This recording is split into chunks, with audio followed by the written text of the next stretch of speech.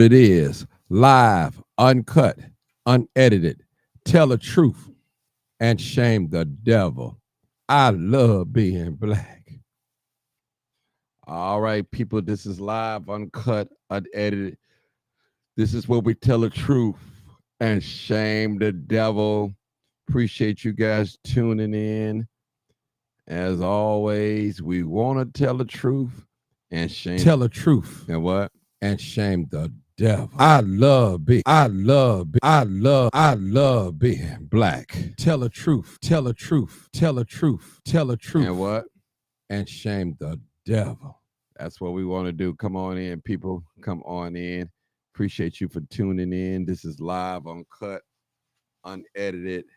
This is where we tell the truth and shame the devil.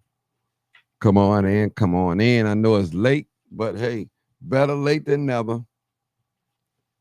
And we got a word for we got a community alert. We want to make sure the community is aware of what's going on and folks out here that's perpetrating. We're talking about the community tonight. If you are part of the community, I want to hear from you tonight. I appreciate you. I thank you. And you see that live, uncut, unedited call-in numbers, 872-299-0808 or 872-297-6389. Those are the call-in numbers. I appreciate you, all of you guys tuning in tonight. Was it Sheila Rogers from Seattle, Washington? Good evening. If you checking in from another state, please let me know. If you're on Twitter X, if you're checking in, I need you to share. Now, first of all, I need you to follow, like, and share. That's what I need you guys to do. Follow, like, and share. Come on in. Come on in. These lights are bright in my eyes. I'm going to have to get my glasses on here. Let me see if I can get lights bright.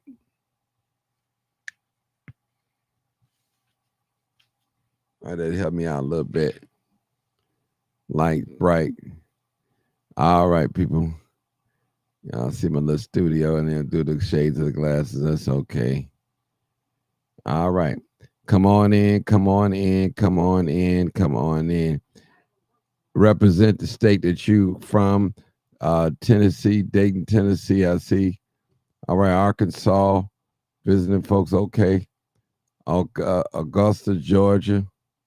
I'm doing great, people. I'm glad to be live, living in the land of a living. As I told you, we don't want to take being living in 2024. You know, some folks out there celebrating weed today. I think it's 420, I think. 420. They celebrating some type of plant or something. All right. This live, uncut, unedited, where we tell the truth and shame the devil. Come on in tonight. I appreciate you guys. I really do. Don't let nobody tell you that I don't. As always, we trying to come with facts. Yep, always. Come on in. Come on in. What better time to be alive than now?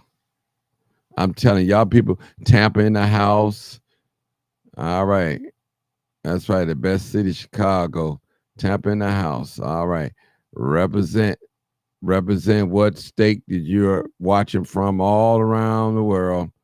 Want you guys to come on in, some on YouTube, Twitter X, and Facebook.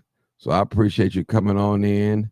We're talking about the community, and we have some concerns of people are operating in the community and not operating with clean hands.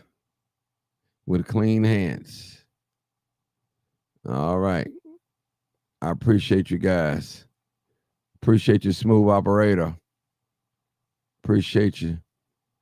Leslie Brown, Sharice, Sandra Rando, I appreciate you. Dr. Z. Angel, Angel Angeline. B. Whitfield, I see you.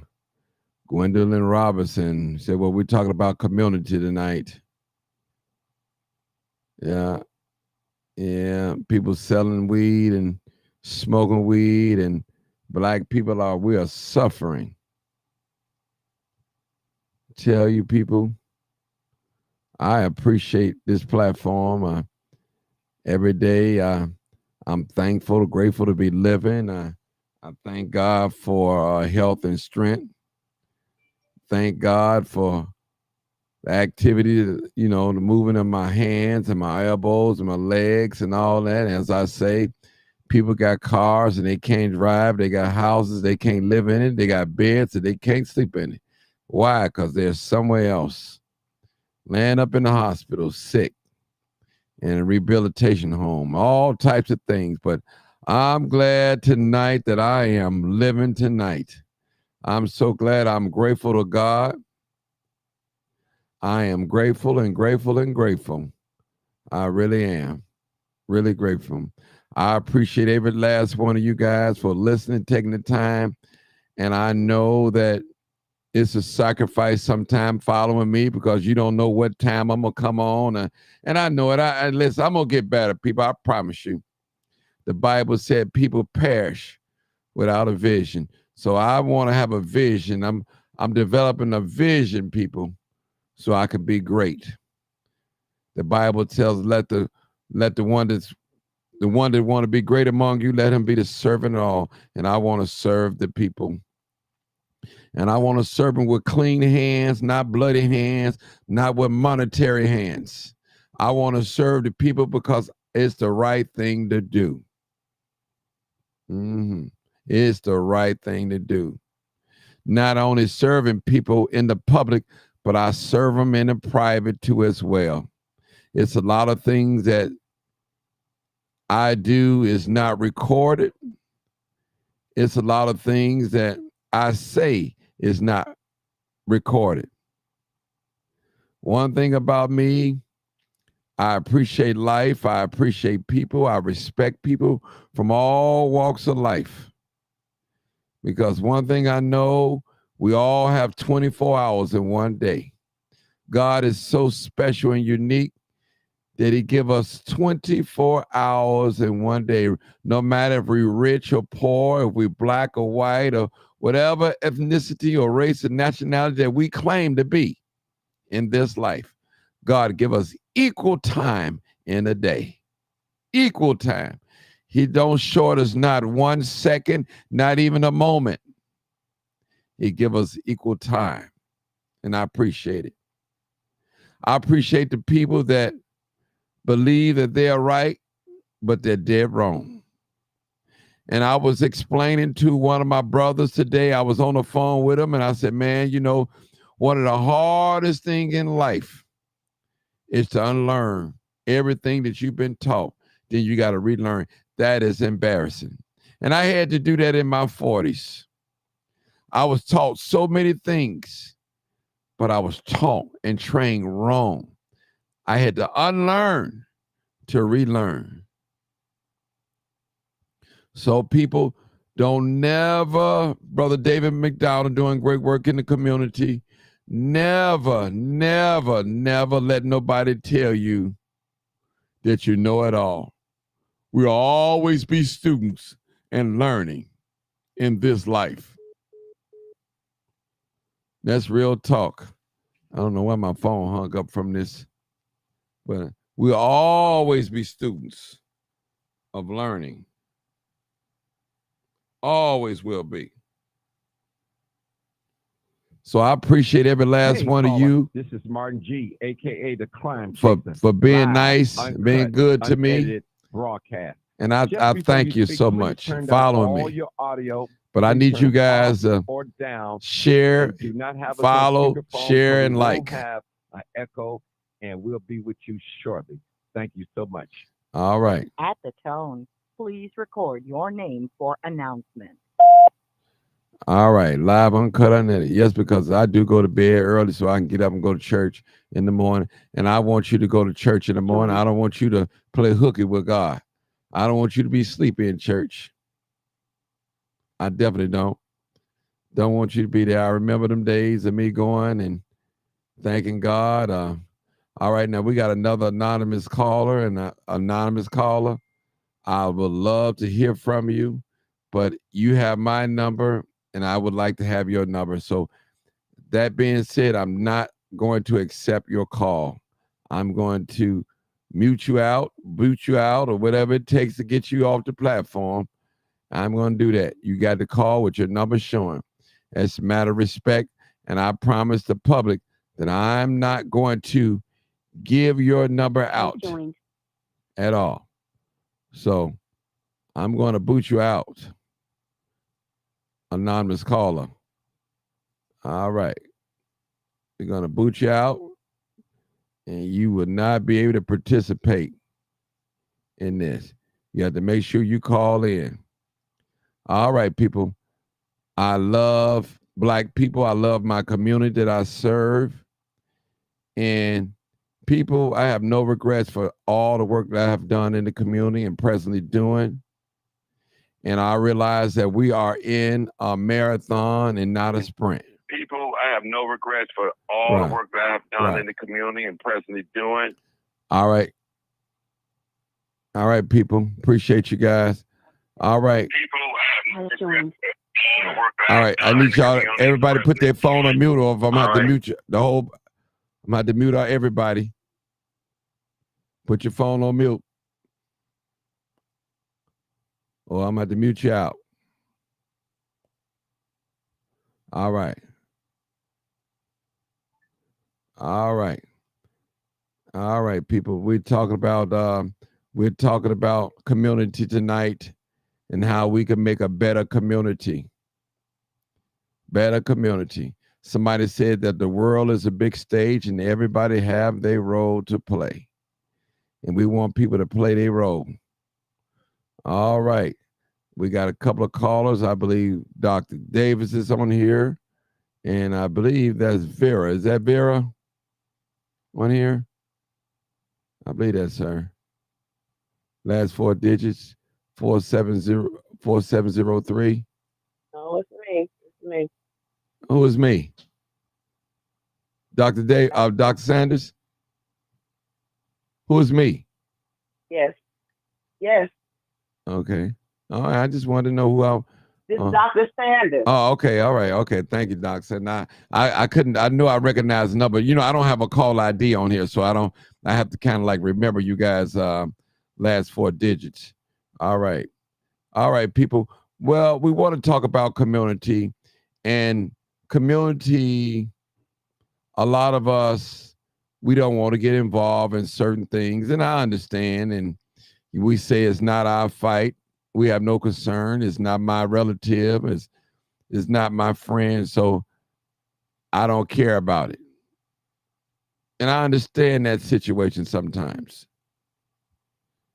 Again, I want to give a shout out to my YouTube family. We're growing. Numbers are just increasing. Just keep on following me, YouTube. And I guarantee you would not be disappointed. I guarantee you will learn something from this channel. You definitely will be challenged. Your thinking will be elevated in this challenge and on this channel, period. So we're talking about community tonight. And I want to bring up something. I seen the picture of the Chi-Town crime chaser, Justin A. Peters. We haven't talked about him in a while. AKA I call him the child predator. That's what I call him. And I hope some of his people on here so they can go back and tell him. I want you to tell him. Now, people, when people are serving the community, we have to be careful who we allow to come among us. Now, you said, well, Martin, blacks, we ought to stick together. Yes, we blacks ought to stick together when we are on code. But we can't have nobody around us that's preying on our small children, preying on our women, disrespecting women. We can't have that in the community, people. That's not good for the community at all. At all. And beating out older people, saying things, disrespecting women. So people, I don't know how you view a lot of these activists out here and what they're doing, and I take this very seriously. This is not my bread and butter. I love what I'm doing. I love it. I promise. It's like a ministry to me. I treat it like a ministry. I treat it fragile. I make sure that every person that I run across, that I do right by them. I make sure that. Because I don't want to take advantage of nobody. Now, sometimes we know in this life you can't please everybody. Some people just going to be unhappy. They're going to be unhappy. But don't let it be said that you said something to them that disrespect, that you violated them in some kind of way. So I realize that some mistakes going to be made. But I don't want to type mistake to say I tried to go to bed with you, or I asked you for some money, try to slick you out of some money or something. Don't want to be said that. We want to do right by the people. And we want to do right about each other as well, those that serving the community.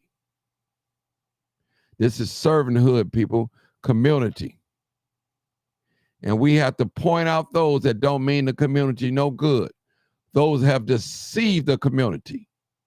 Those have lied to the community. Those who pretend like they was something for the community and they wasn't. And I tell anybody, and I still hold firmly, I don't deal with child pedophiles and rapists and all that. I just don't deal with that. I'm not locking arms with none, not even the murderers, not locking arms with them. All you pistol gun toting, shooting people, don't come running over here and asking for help. You done shot and killed an innocent man, an innocent baby, or an innocent woman. And you want somebody to defend your character. Can't do it. Can't do it. Not going to do it. I'm not going to do it. I'm not standing with you. All I can do is pray for you and ask God to have mercy on you. I'm not God, nor I'm Jesus Christ. I don't have a heaven and hell to put nobody. But I tell you one thing. I'm not working with anybody. I'm not going along with foolishness. And a lot of you guys out there, you look at me as entertainment. Only time you frequent visit this page is when it's bloodshed or when it's a mess. Going back for the he said and she said. And that's the only time that I see some of y'all comment on this page. You don't like the page. You don't share the page. You don't do none of those things. But when it's drama, there you are. And for all those parents, when I give you warning about some of these activists, you don't got to take my word. Just watch and listen. Just watch and listen. You know who's for real and who's genuine. As they say in the world, all good money ain't good. All money ain't good. And all help from activists ain't good. So you got to be careful who you allow in your camp and in your circle, people. Be careful. You got activists around here, running around here trying to find bad on everybody. And when you have people like that, they're not happy with themselves. And I tell people, I don't go and try to seek bad information on people. I don't do that. This is not what this platform is about. It's not about extortion. It's not about lies. It's not about hatred. It's all about this. Tell the truth. And what? And shame the devil. That's what this platform is about. Bringing receipts, bringing proof. If you got something to say about somebody, bring some proof. Bring some receipts. If you can't do that, you need to be quiet. or not announce it on this platform? Again, the Bible said, except the Lord build the house, they that labor in vain. So if you started off wrong and built your house on corruption and mayhem and lies and deceit, your house is going to come crumbling down. But if you build it on a solid foundation, which is God, the truth, righteousness, and justice, you'll be all right. All right, I got a couple of guests. I'm going to let them talk. We're talking about community, people. How can we help the community? My first caller is Dr. Davis. I don't know if she want to say anything right now. You're my first caller, then Dr. Sanders, then Marcus, then another caller. We go in that order. I can start off. Okay, go ahead. I can start off. Hello, everyone. Good evening. Hey. Happy Saturday. Creating a better community, in my opinion, involves collaboration, empathy, and proactive efforts from individuals, organizations, and local authorities. So, number one, community engagement. Encourage active participants and involvement from all community members, decision-making processes, of course, with events and everything else. And this can include town hall meetings, community forums. That's why I go to the CAPS meetings. I go to my local meeting as well in my community. Communication and transparency. I'll go deeper into it if you all want me to later on down the line once other people come on. Promotion or diversity inclusion. I wrote this down. Education and skill building. Safety and security. You see that we had a young lady standing at the bus stop and got kidnapped, and she was able to, where was it at? It was on Garfield and Halsted 3 days ago. She was able to kick herself out that van. She's standing at the bus stop. So we need this. Health and wellness, environmental sustainability, economy development, civil responsibility and volunteers, long-term planning and collaboration. I'll go more deep into it, but I want Dr. Sanders to talk and speak on those points. We all have to come together. If we prioritize these areas and work it together, collaborate, communities can create environments that are inclusive, resilient, and vibrant, ultimately leading to a better quality of life for all our residents. However, before I stop talking, in the case of this Peter guy, he's out there. We have pictures. It's on his thing, on his Facebook page, on Crime Chaser, showing that he's out there looking for a child. I understand that. But does any one of them out there know that he's not labeled as a pedophile, but basically he is? Because he was charged and convicted, whatever that charge was, it was still dealing with an underage child. Do they know that, any of them know that about him? So we have to be careful who we allow in our circle, period. And like I said, that's all community communication and creating environments that is resilient and vibrant. That means we're all protecting our children. We protecting one another as well. And that way we can all become productive adults, and our ultimate end is to live a comfortable life and allow our children to become a productive adult. All right, I'm on mute. Let me say something too in conjunction with Dr. Sanders. Hold on for a second. Let me just say something, people. It's our duty as a community to point out things like this. We have to let the families know who you have among you. Now, it's up to the family to decide, say, hey, we don't mind. We encourage them to come. That's okay. But we won't let the family know that, hey, you have a pedophile among you working. So we won't let the family know. Justin A. Peters, a.k.a. Chi-Town Crime Chaser, we won't let the people know that he is a pedophile and he have no business being around children. And he have lied to the community. We've had an open dialogue for him to express himself about what happened, and he have not proven himself to be a just person or an honest person or a forgiving person for what he have done. We've had 2 local activists that tried to shield him and he let them down too. Disconnection. He have not done anything that they asked him to do. So I'm saying, people, you have to beware of characters like this. All right, Dr. Sanders, go ahead. Hey, good everyone. Not gonna be on here long. Bishop Edward Walker, pastor of Freedom Temple, Friendly Temple Church of God in Christ, was on tonight on Channel 7 News. And he did something that will allow the community to connect. He was at Simeon tonight, or earlier today, building trust between law enforcement and the community. And Martin, in past shows, you've mentioned that about the community having trust with our law enforcement officials. Took me back today when I was out because Ben Wilson's birthday was this month. And I remember, and I think, Martin, you recall when he got killed. Future NBA star, basketball player, pretty much all Americans, was killed over what?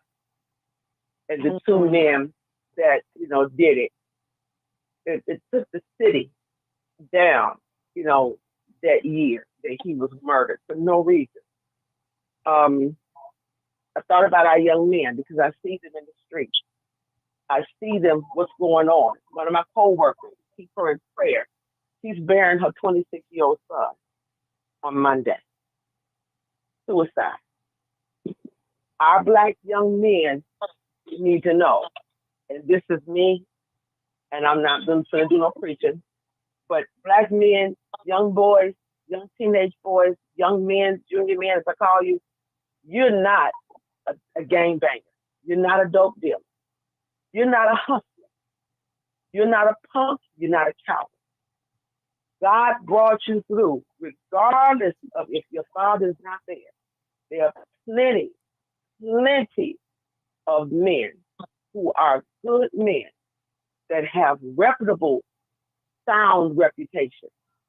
You have an opportunity to be the best and the greatest in this life. Jesse Jackson said at his funeral, and I don't know if you were there, Martin, to hear, he said, parents, you're responsible for your children. You are responsible. You must teach them. And if you don't know how to teach, there are others that will help you. Not take over, but to help you. I don't like to see no young person become disgraded for this world. As you said, the young lady kicked her way out. I'm so glad she did. She kicked somebody in the eyeball. That would have been good. But I don't like to see that.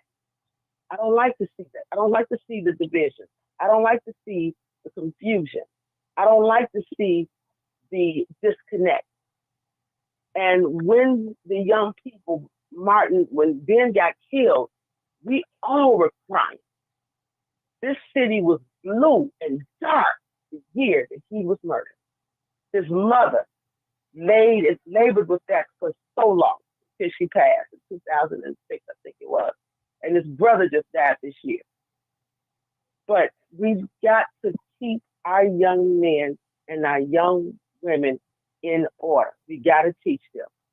Each one reach one, no matter what. And if they want to be activists, then learn how to get to what being an activist is. Because being an activist is not about being entertained. It's not a platform for Hollywood. It's about soul. At the end of the day, everybody, no matter what religious denomination you're a part of, it's about your soul. It's about the love. It's about the caring. For those Black officials that want to be in office to make a difference, make the difference because you're passionate about people, not about the paycheck, not about your grandiose status, not about who you are or whose you are.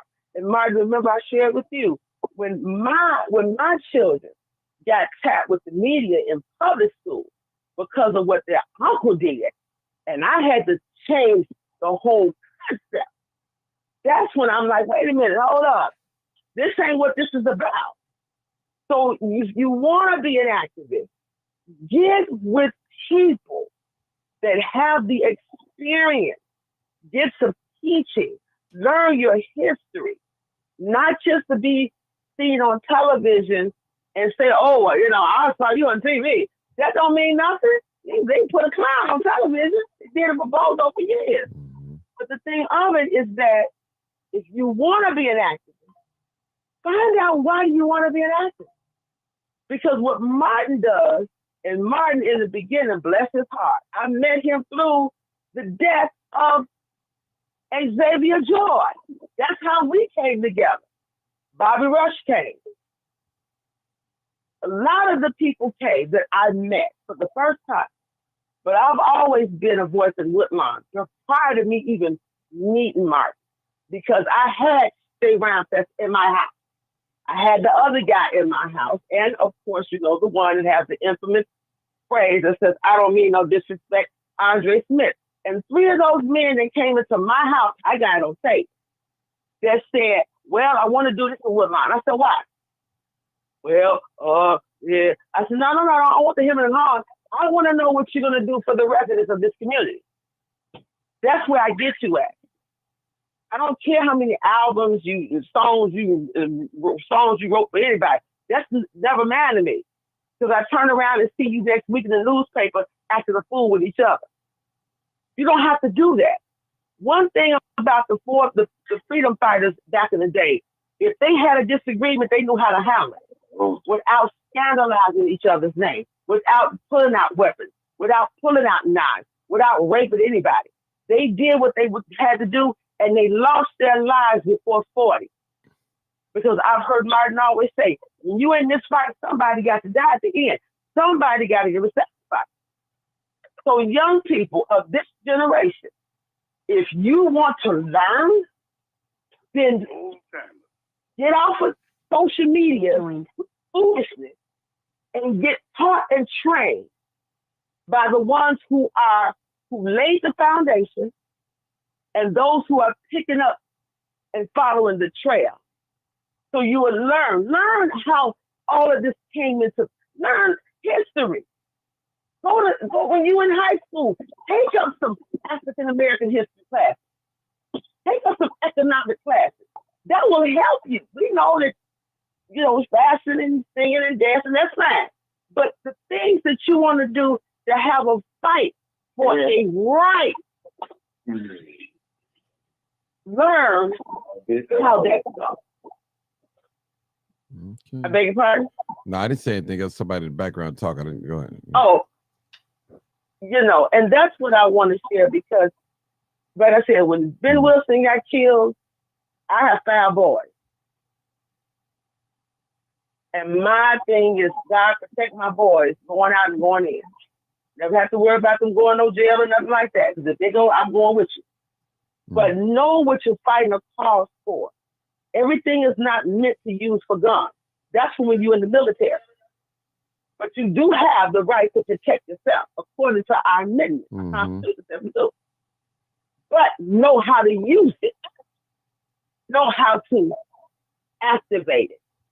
But in order to draw, and our little boys that's growing up, their fathers, they need to see examples. Okay. Thank you. Okay, thank you. Okay, I need to address something real quick. Something that was said in the messenger. Somebody said, you're still talking about this. Listen. First of all, what we're not going to do, we're not going to get on here. We're not going to get on here and tell Martin Johnson what he should or shouldn't be talking about. That's number one. We're going to set that rule. Number 2, everybody don't follow Martin Johnson. Everybody don't come on my lives. So we're going to say it until they get it.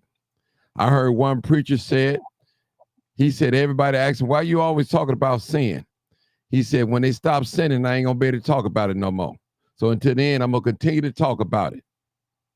So my point is, until everybody know what's going on with this particular activist, Chi-Town crime chaser, a.k.a. Justin A. Peters, they need to know. if they're going to have him around him doing anything, marching, working, anything, they need to know. Now, it's up to the person, the spearheading that thing, to say, okay, he's okay. We understand. We know to look out. And that's okay with me. But people need to know the worst thing in the world is something happened to one of our young people. And those of us that's in leadership or in power could have told the person, all this would have been avoided. So you have, listen, people, you see any pedophiles around me, around my children, you let me know. Please let me know. Give me heads up. I want to know. Period. I just want to know. All right, we're going to the next caller. All right, the next caller, I believe that is Marcus. Go ahead, Marcus. Go ahead. Hello, Mark. How you doing? Just give me a little time. I'm going to speak.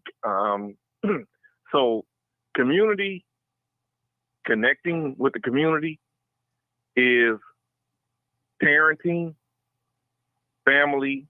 You learn respect at home, right?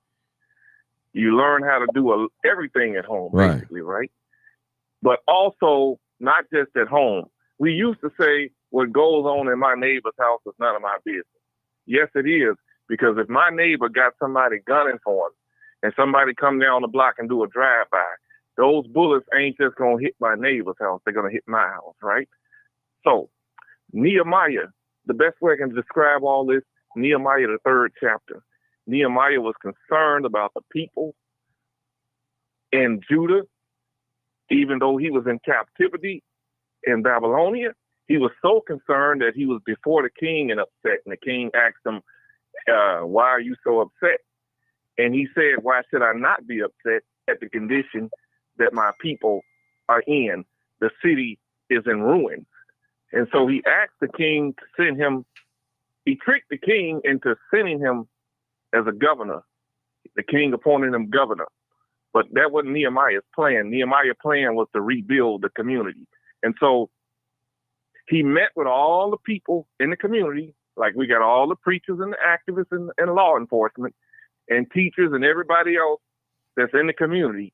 And they all agreed that they had a problem, and they all started right in their own section rebuilding this wall. Their tool was their faith in God. So we got to get back into believing in God. These kids are confused. They've been told that God don't exist, that Jesus is a white man's God. And we have got to get back into the religious aspect of it. They have been told that the church is not a good place to go because they see the confusion that goes on in the church. These kids are not stupid, even the ones that are on the streets. I pray for the kids that are out there on the streets.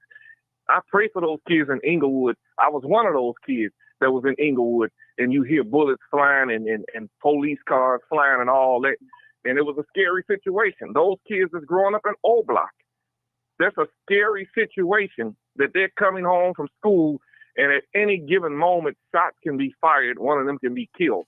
Also, the adults are struggling to make ends meet. And we as a community should be helping each other. But our black politicians have gotten in these positions, and they have abused their position to the highest, trying to be like their white counterparts. You said on your show, we can't do what white folks do, right? Okay. We shouldn't want to do what they're doing. If they're corrupt, we shouldn't want to be. We should be building our community. We shouldn't care about their community falling down. And I ain't got nothing against white folks, but I'm for black folks, just like Harold Washington and Martin Luther King and Malcolm X and all of them are for. I love my people. I love my people so well that it hurts me to see these kids dying on the streets for no reason. This music that they're making, we talk about the music, right? That the music needs to be banned, but it is actually a cry for help. They're telling you, because when a group of them asked me to come shoot their video, they were young grammar school age kids, and I said, I'm not going to shoot your video with you holding guns and all that. Why do you want this? And so one little boy told me, it's our story. I said, but when does the story change? We want the world to know how we feel and how we're coming up. I said, but this is the same story. When does it change? But this is our message. Young people are crying out to the older people for help. The older people, some of them have misguided the young people. Some of their very parents, the ones who's supposed to teach them, have misguided their children. They're teaching their children not how to read, but how to hold a gun, how to rob, how to roll a blunt, how to smoke the weed, how to do all of this. They bring all these strange people into their homes. They get these kids these birthday parties where they got strippers coming to a kid's birthday party. They do all this, and I know what I'm talking about because I'm a photographer. I've been hired to shoot some of these events. And they play this music that these kids hear, and they're dancing to it, and they're analyzing it, and they think that that's what life is about. They think that the city of Chicago has nothing good to offer them.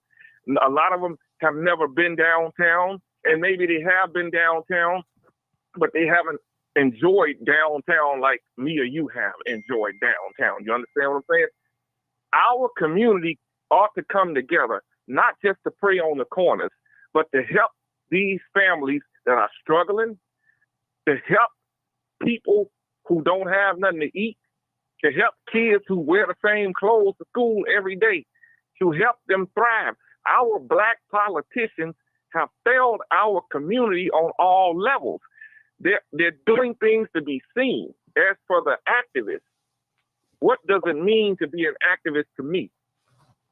An activist to me is to do stuff on your own. You shouldn't have to go and ask for a handout. I mean, you shouldn't have to go and get a grant. No one should have to pay you to save your people. No one should have to pay you to save your people. I saw a little boy yesterday as I was going over to the Crusader office. He climbed up a high gate to get into the O block. I'm like, wow, you're a good climber, but that's how you have to enter? That's a shame. Where is the community? We need a community, not just the men, but we need the women. We need everybody, and we need those older kids to guide the younger kids into the right direction. As I say, instead of making fun of another child that's in special education, teach them, help them, instead of making fun of them. You got adults who make fun of them. You got kids who make fun of them. You got churches who believe it's some type of curse that God put on them. Mm-hmm. This is what's going on. And so kids who are in special ed, they become trophies to the game because they have a low self-esteem about themselves. They think that they can't learn. You got black teachers who have told some of these kids, you're dummy, you can't learn, you ain't gonna learn. And then they look at where they live at. You are judged by where you live at. You might have a great parent that's educated, but because you live in Inglewood, all these high-paid people think that all the people in Inglewood, Roseland, Old Block, and other so-called quote-unquote bad neighborhoods across this city are dumb and the parents are on drugs. The police they go into a community, the cops who don't live in these communities, they go into this community thinking that all the kids in this community is this way. Maybe they need to get out of their squad cars and get to know the people in the community. Go into the stores, go into the shops. Because when I was out there doing my photojournalism work, shooting them guys on the basketball court, I didn't just sit there and shoot them on the court. I went to the stores, I went into the neighborhood and got to know the people that I was photographing. And so you have to get to know your community. Even working in the park district, there are some people who work for the park district. They don't care about the people that come in that park, whether you're a kid or an adult. You have to know the neighborhood that you're in and respect that neighborhood. Once you know that neighborhood, you can pretty much understand the needs of everybody in that neighborhood. But the problem in our society, we judge each other by economic status, education status. Just because you got a college degree don't make you no more smarter than I am. Just because you're a doctor, and I'm not picking on nobody, I'm saying in general. Just because you got these high-profile titles, you ain't no smarter than nobody. Just because you might be a Muslim, you're no smarter than the Christian. So we have got to eliminate these divides, and we've got to come together, and we've got to attack this problem on all fronts. A community, a black community, should be the safest place for a black child. And we need to focus on those that we feel may be a threat to our community. But not just tear them down, but get them some help. Get them some help. we allowed these mental institutions to be closed down. There would have been way more schools that would have been closed down, because I saw Renaissance 2010 with my own eyes. And there were a lot of black politicians who were supporting it, and they were supporting it because they were all about money. We have voted black. We have voted people because they're black, not because they're qualified. We got to stop voting with our emotions and start voting with the qualifications. Who's qualified? And then when we do have a qualified black person to run, it's always another black person who's out for the money, who's always taking a take, and they're always blocking this person from getting in office that can help all of us, both white and black. All right, Harold Marcus. Washington, I don't You care what can't. nobody You can't say, tell it all, Marcus. diversified Let this somebody else get in. You can't tell it all. We got a couple of people on live. I'll come back. I just had to lay it I out know. there. I know. All right. All right. We got 3243. Last 4 digits. Go ahead, caller. We got 2 more callers. I think. Speak about the politicians. We speak about, well, the brother Has was saying joined. about the politicians. And I've had the opportunity to actually sit down Sir, do me a with that. favor. Can you talk up a little louder, or get me off loud mic and just talk up a little louder so we can hear? We can't hear. Oh, can you hear me now? Yeah, go ahead. Can you hear me better now? Yes, go ahead. Okay, so the politician, so we talk about the politicians, in these last maybe 6 weeks, I've had the opportunity to sit down and actually be in a room with our politicians. Jeanette Taylor, Emma Smith, Emma Smith. yep, Is her last what's her name name? Smith? Emma Mitt. Emma Mitt, Miss Mitt, Roseland, Alderman, Anthony Beal, a bunch of them actually. And what I realize is that maybe our assessment of them has been off, because we have not had the privilege of sitting down and being in those sanctions when they deliberating over things, when they voting over things. Just like yesterday, I was there, and they were deliberating over the 70 million, actually. And it's been 4 or 5 talks about this, finance and budget. And though they passed this motion, it wasn't at the expense of the black, like all the people. See, our leadership is in our representation. However, our representation has to have the people behind them for power, to show power. And right now, our representation has nobody behind them. But we do ridicule, we do pass judgment. And inside of that judgment, it can be debilitating, even for them. So, and trust me, all skin folk ain't kinfolk. However, we are not doing our part as constituents. We are not doing our part in our community to be a stronger, more reliable, more supportive community, so that we might grow in this city, because they etching us out of this city right now. That $70 million yesterday was just another balance towards pushing Black Americans out of this city, while they established what they call the newcomers. So the more we point the finger at each other, the more they're allowed to have more ground. Because we say our Black politicians, but I have not heard, as I've been in that sanctum, any one of them talk down on Cjo Lopez, talk down on Alvarez, talk down on Rodriguez, talk down on none of them. But we bite down on each other. However, it's not in them to pass the bill. It's not in them to pass the vote. I have some recordings that I'm gonna share some of what took place yesterday. Or I would just say, if anybody want to go in and check out what was said by our representation. Moore, Bill, another gentleman, Emma Mitt, all of them spoke with power yesterday. However, there are a bunch of us, even in the community. Chicago Alliance. It's a lot happening in the city right now. And I'm gonna talk to the adults, because the adults seem to think that the buck can be passed over to the children or to the juniors. There are a lot of people, Black, because that's what I focus on. That's the issue that I focus on mainly. There are a lot of Black Americans here in Chicago right now that are against for motion for us.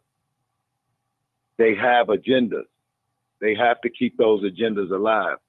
That's how they get funding. That's how they get contributors, a bunch of things. And it's not just in the politics, it's in the activists. That's what this philanthropy, this grant money and all of this thing is tearing a hole in our community. These people reaching for this grant money, these activists, these so-called activists, the Jedediahs, the Muhammad, those people are not, those people that came around that pedophile. But I say, and I say it again, that is a network. Jedediah and Tyrone, they are part of that network, and along with a host of other people. And I'm saying it directly. My name's Taiwan Sims, if y'all need to know that. Yeah, I've come to recognize the deficiencies in us, because I'm from the north side. Now I'm out here in the south side. But I've come to know the deficiencies because everybody want to be somebody out here. But we ain't all getting nowhere out here. The blocks are the corridors are bombed out and depleted, and everybody want to be somebody out here though. Everybody want to be somebody. Everybody want to have some prestige. Everybody want to be somebody out here. But what about us? Yesterday at that meeting, everybody out here that called themselves an activist, everybody out here that's touting themselves as improvers of our community, they should have been there. Those representatives of ours should have had our support. That way that referendum, that way it wouldn't have passed. That way it wouldn't have passed, even though they had all those voices speaking. They would have seen us in the room and knew that there's no way that it should pass, because the South and the West Side are getting nothing. Hey, brother Taiwan, let me just say something real quick. Let me help you out a little bit. Those politicians that you see down in City Hall, they don't represent Black people. They represent the Democratic Party. Just want to let you guys know that their interest is for the party, not the people that they supposedly, or they look like, or they supposed to represent in their ward. They're representing the party, brother. That's why we're having the problem that we're having.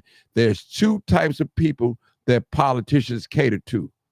The ones who they most fear, and we know who that is, they're white folks. And we know the ones who's bankrolling them, which is the white folks. That's it. Anything outside of that, I'm just telling you the truth, bro.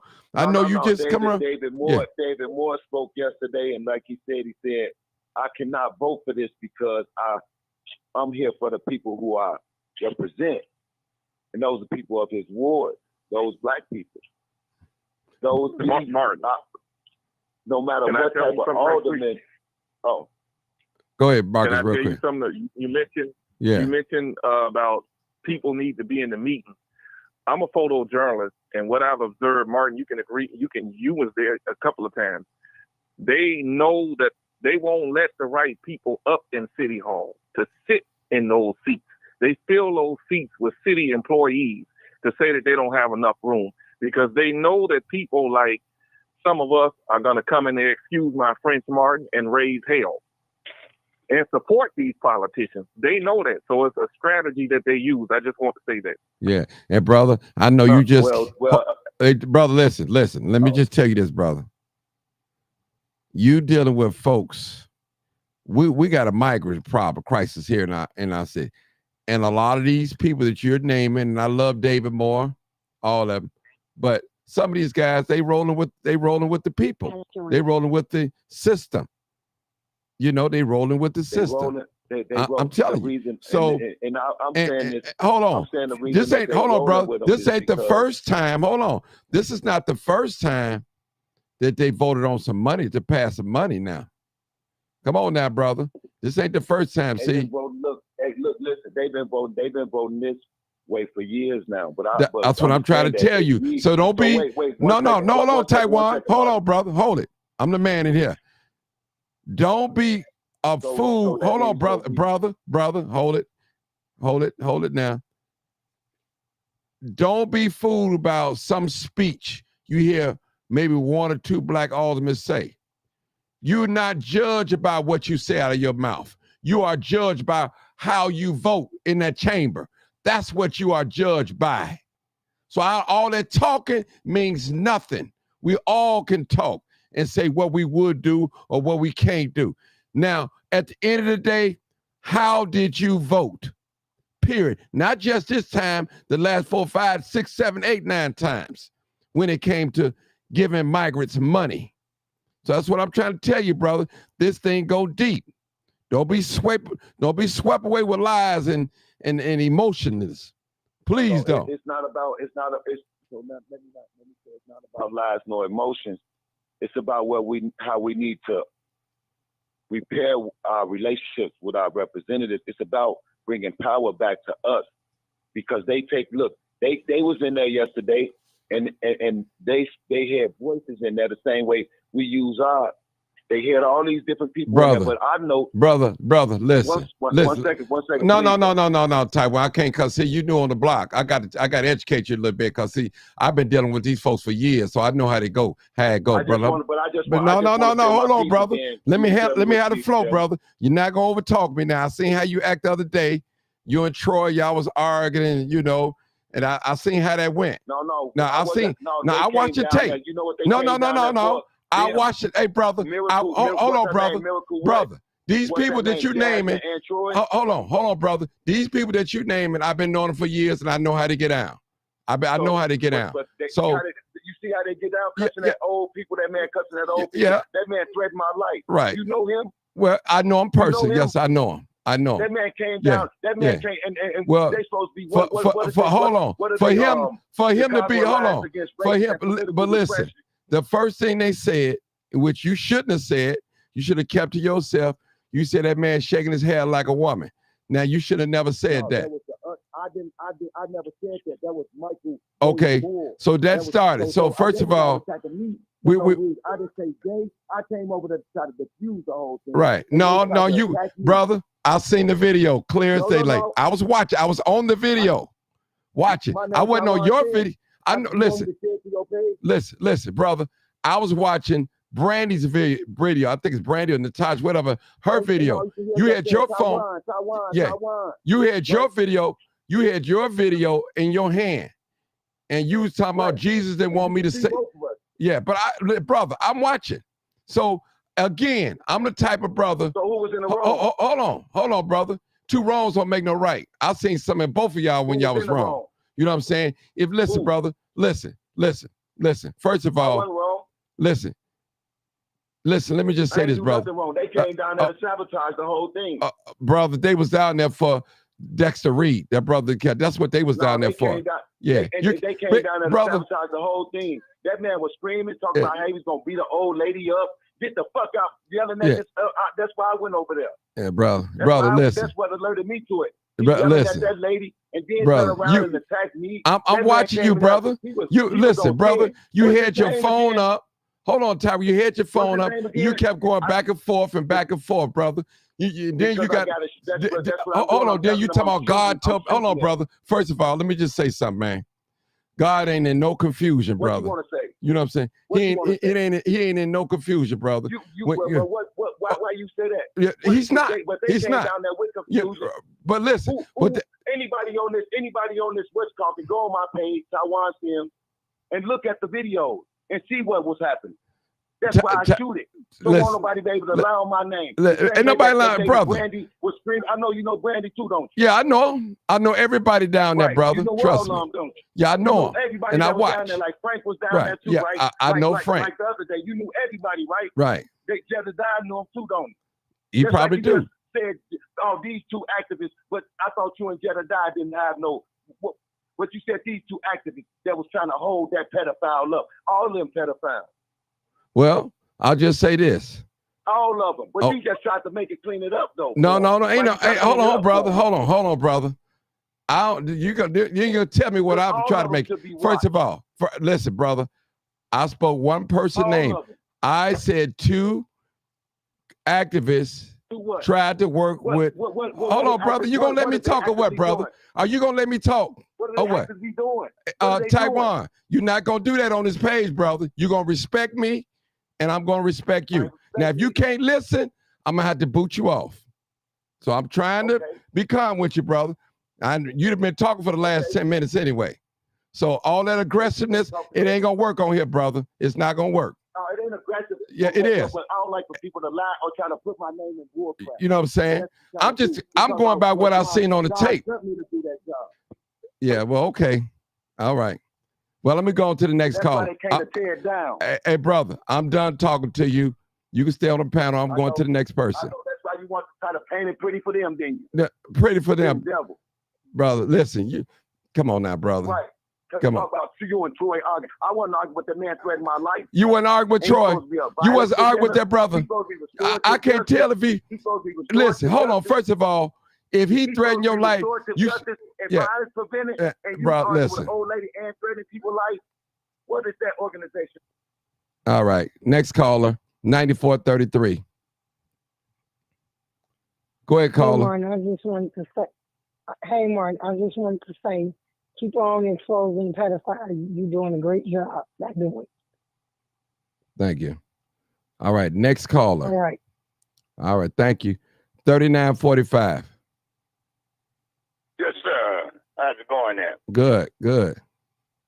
Yeah, well, I've been listening to your show for the past few times. And I was hoping that you would be coming on later at night, but coming on a little bit earlier now. But I'm with the night crew. But I'll take what you got. But Brother Martin, I just want to be able to say this here.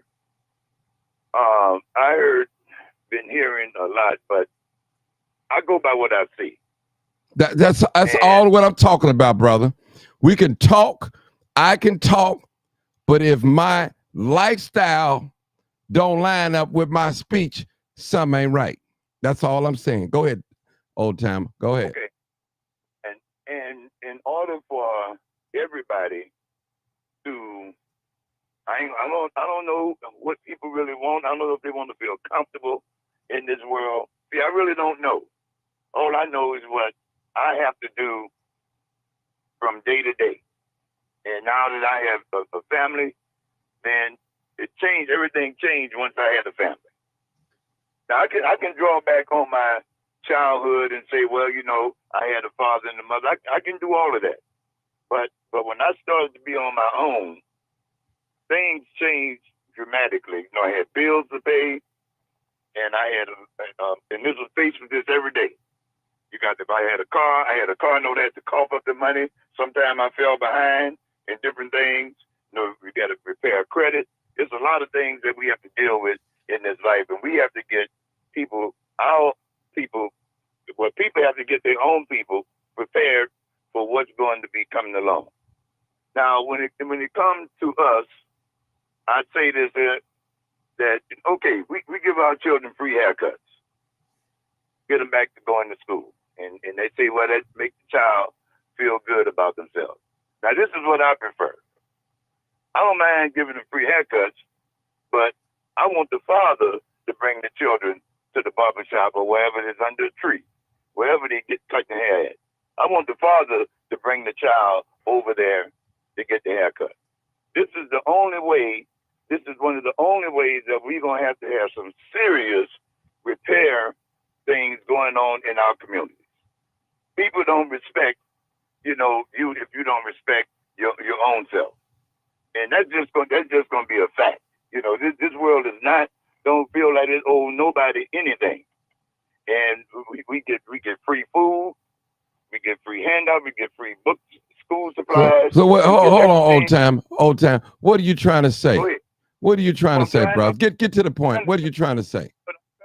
Trying to address the realness that what we have. So you What saying, we really- hold on. So you saying that something wrong with people getting free haircuts, free food? Is something wrong with that? Well, I mean, I don't want to say nothing wrong with it, but I'm not going to say that that's something that we should look forward to. Well, I'm saying okay. at some point, Uh, man, le- but I'm saying at aren't some you point, man, aren't you a religious person? Aren't you a Christian? yes, sir. Don't you believe in giving to the less fortunate? I believe in, but Martin, No, I just asked you a question. Now hold on now. I do. You're a God-fearing man. These are principles. Now, these are things that Jesus told his people to do. He asked them to do. Okay. I just heard Right, that he did. message. He asked them to, He to did. give you clothe the naked, feed the hungry, go visit the widow, the sick and afflicted, visit them in prison. These are things that he asked us to do. Those of us that's claiming Christianity, pure religion, he asks us to do these things.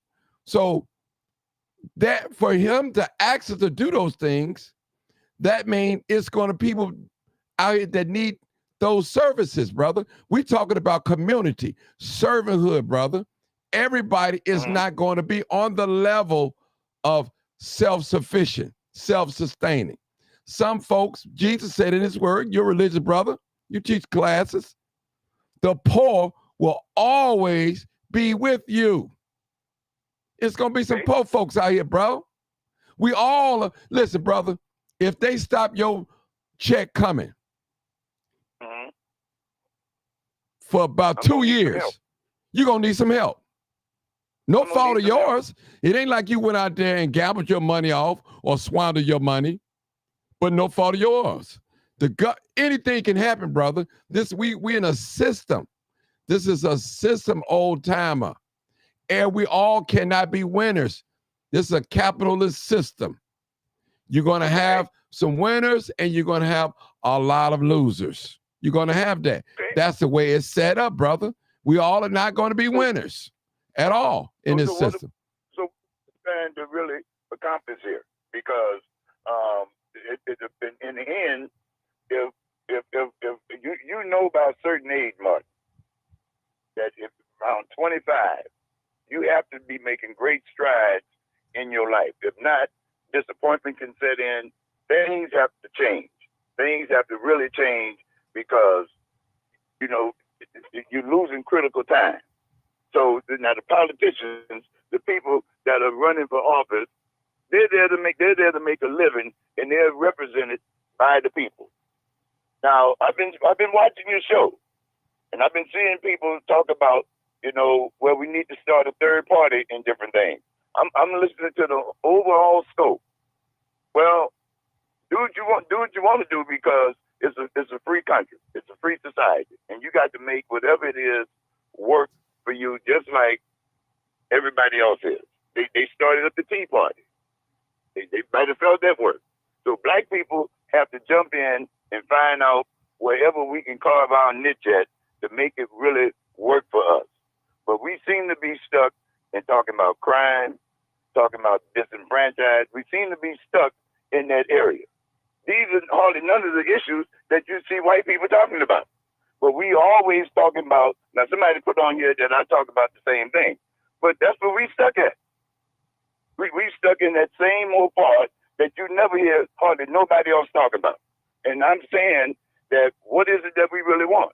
Because nothing is changed. In fact, we're being squeezed out. So we have to make changes that really going to, a person going to have to feel that they really getting something. Okay. Well, let me ask you a question. Who is squeezing black people out? Who? Well, the system is squeezing us out. Ain't nobody gonna admit this squeezing us out because everybody say America is a melting pot. Everybody Okay. say America is a melting pot. Everybody. Now- They want people to come. Who are allowing these immigrants to come over here in Chicago? Who's allowing that? The Caucasians. Okay, Democrats, That's what Democrats, Caucasians, and No, blacks no, along with them no. too. Blacks along with them too. Come on now. Hey, every, All Caucasians, listen. Blacks on board with a lot of this too, brother. Come on now. Don't just put it on the white folks. Black people are on board with it too. I'm gonna cut this short, but every restaurant I go to, that's where we all like to go when we have our nice birthday parties. If it's not a black restaurant, it's gonna be Hispanic people working the tables and the floors. That's what it's going to be. Now they say that we don't want to do those jobs, but it has spread all out to all of the suburbs. Everywhere you go. Listen, old timer, would you stop it, please? Stop it, man. You done worked all your life and you black, right? You done worked all your life and you black. You know that's a lie. Yeah. You know that's a lie, brother. You know that's a lie. Tell me we don't want to work these jobs. No, we don't. Listen, that's what they say, but that's a lie. That's a lie, old timer. Old timer. Let me tell you something, bro. Let me tell you something. How you think America got its wealth? Well, I know what happened back then, but I'm talking about now. Old timer, let me ask you the question again. How did America get its wealth? I'm asking you that question. It's got it off the backs of slaves. Oh, who was the slaves? The black people. Okay, hold on right there. Before that, though. No. They had slaves. Huh?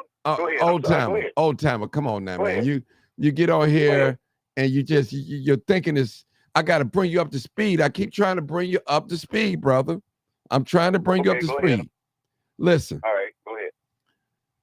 America was built and her wealth was created off the backs of black people that they made slaves. Okay. Now that they got all their wealth, got the economy going up and controlling everything, now they're trying to make us out to being beggars and this and that and that and that. That's what they're trying to make. Now that black people have got smart, they've gotten educated, can read, they're not working for slave wages anymore. We don't want just get by wages. Those jobs, McDonald's, Burger King, those are for like teenage jobs. That's not for no adult to take care of no family. You can't take care of no family on a McDonald's job unless you're in the management. You know that. You had a career job yourself, working with the fire department. You bought a home. You bought some property. Come on, brother. You can't listen. Listen, brother. First of all, let me just say this. Society tells us if you have a felony, there are so many jobs, government jobs, that you cannot qualify for at the end of the day. You know that. You cannot be a fireman with a felony on your record. It just ain't going to happen. You can't be a police officer. It's just not going to happen. You can't be a nurse with a felony. Certain things, you can't work at the post office. So that eliminates that thing. Even though a person served their time in jail, served their probation or parole, whatever, is not forgiven. It's like it's a stain that's going to follow you into the grave in this system. That's how the system is set up. Now, we know that Malcolm X was a criminal. And look what he became. He was a stone criminal. But he was redeemed. He changed his life. So all these criminals that you see out here, some of them are going to die in their life of crime. Some of them are going to go to penitentiary for do many years of maybe life. And some of them are going to convert and be productive citizens. Now, we're not going to win everybody over. You talking to a guy that was a big-time drug dealer. Never in 1,000 years I would think I'll be doing what I'm doing now. I was into a life of crime, poison the community with drugs, doing all sorts of things that I won't even name on here. But look at me now. You on my podcast right now. Listen to me. Now, if you look at me, you'll never think that I ever sold a drug a day in my life. None of us look like what we've been through. It's more to the story than that. I have not always been this stand-up type of person. There have been times in my life, well, I just want to kill if you just bump into me. I was angry. I was angry. I was out of my mind. I was demon possessed, if I may use that term, which is real. This is real. If you might have said something, got smart with me that day, you might have been off the face of the earth because of all that anger that was bottled up in me. But thank God he took it up out of me. Now, we all can get ugly. We all are capable of doing some things that we don't want to do. So I'm telling you, brother, because a person in a situation, that don't mean they're going to be that same way tomorrow. Just like you have the migrants. You're going to have some migrants out here right now that's begging in front of the grocery store with signs with their family. They're going to be future millionaires. They're going to be future homeowners. They're going to be future business owners. And you're going to hear their story. They're going to brag, I came over here with nothing. Look at me now. I have property. I have this business. I have this automobile. You're going to hear it. Why? Because America is making a free pathway for them to be successful. You need to read The Office of a New American. They're going to pump $70 million to the migrants. Imagine $70 million pumped on the south and the west side of Chicago. $70 million. You know what that could do? That can turn around some things. For sure. $70 million. Now, the migrants have been given already over $1 billion within, 24 months? $1 billion. Imagine $1 billion split between the south and the west side. These communities is hit by poverty, devastation, drugs infested, prostitution, all that. Imagine that money that is invested in these communities, the south and the west side. Imagine where people that look like you and I could be. That's hopeless. All they know is a life of crime. All they know is survival. Get it how you live. If you got to take it, you got to rob, you got to kill. That's what they know. They born in that element. That's their world. Until somebody like me and you introduces them to another world by our lifestyle, the way we live. See, that's the best example. All that talking, it don't mean nothing. It's where we live, our actions. See, it takes somebody like yourself that's a homeowner, that's a husband, a father, a grandfather, to take one of these young people and talk with them. Talking about them is not going to help them. They know what they should be doing, but they're not doing it. Okay, but don't you have that's coming on here? I heard somebody talking about O-Block a few minutes ago. Don't you have people that's still coming on here that's saying there's a lot of things that we're doing that we shouldn't be doing? Yeah. Okay, so now I've seen this thing what they call O-Block. So what I'm saying to you is, why would we want to have a label like that, O-Block? So why can't we just say, but this is my neighborhood, but now you got a brand to it that's got a negative connotation to it. That's the part what I'm talking about. Okay. And you're saying, well, man, that's all they know. Well, it is. It is. Yeah. Listen. I grew up dirt poor. All I knew what was in front of me. My parents. The first time I'm taking a glimpse of the world, I'm looking at my mother and my father. That's what I see. Don't know nothing else unless they introduce me. When I step outside and go to school, I see people look like me. I've never went to school with white people until I really got into college. Never Maybe went to one. school with white people. I'm just saying. I'm Never just went. period. I'm just saying. So Mhm. my point in saying that is all I know what I've been told about white people. I never lived around them, so I didn't know much about them. I hear stories about them. Let me make this comment. I knew about white people, and every time you stepping from one neighbor to another one, you know that you're in the white neighborhood, and as soon as you step over here, you know you're in the black neighborhood. Now tell me why is that? It's poverty. Poverty, Oh, brother. come on, man. It is, brother. So all the way, Bro, hold on. Where did you grow up at, Real man? man. Did you where did you grow up at, old timer? grew up in New Orleans, New New Orleans. Orleans, Louisiana. Did you grow up poor? No, Okay, well, I see why. I see why then. You didn't grow up poor.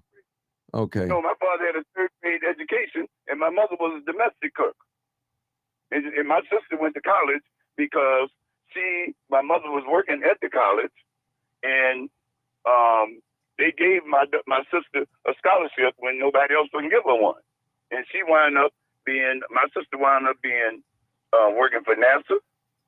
She worked for Martin Marietta, the one that built the Central Space Program. She was an executive. But Okay. we started off, we didn't have no money. Okay. All I know is that we was just like everybody else. Now people Well- thought that we was rich. I'm just stating the discipline, Martin. I'm just talking about discipline that is required to live in this world. That if we don't want to discipline ourselves and come under stringent orders, then we're going to have these problems. That's the only point that I'm making, because it seems like everybody else is kind of like saying the same thing. But when I say it, then all of a sudden they say, "Oh, you're talking negative." But I'm hearing what people saying all the time, and I hear people say, "Well, But you got to know, obey the rules." I've never hear you say nothing good about black people. I've always hear you say negative things. You praise other But I races. always- You praise Hispanics.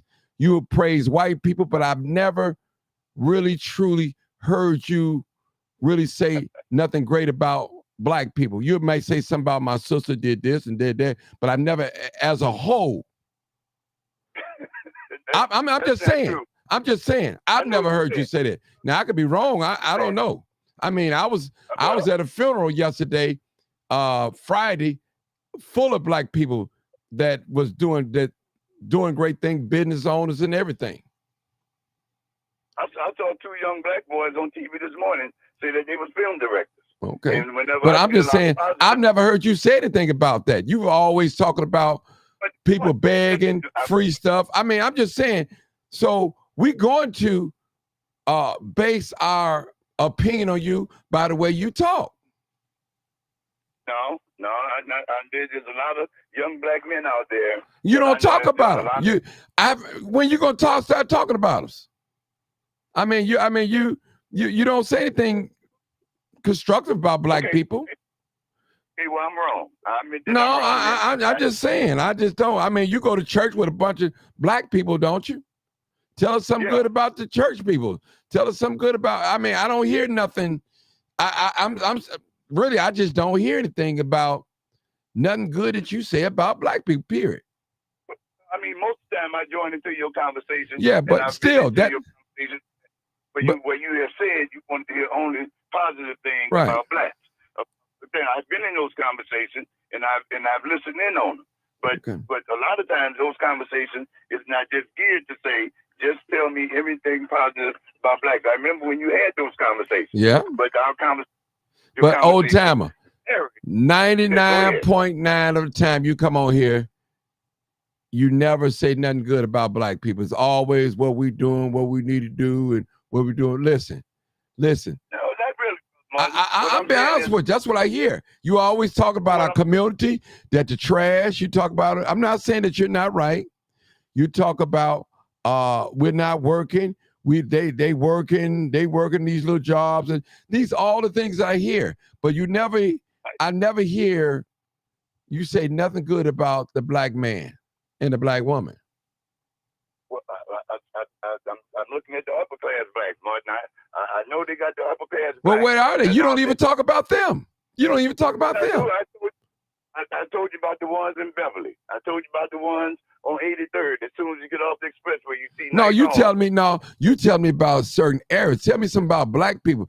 Listen, it's some black people that got plenty of money living in Inglewood. Did you know that? People live with, well, I know that black people got money because On the west side, man, don't you know? Let me just say something. You can go down any black community, people, any black community, just pick a block where all black people stay and count the number of cars that's outside.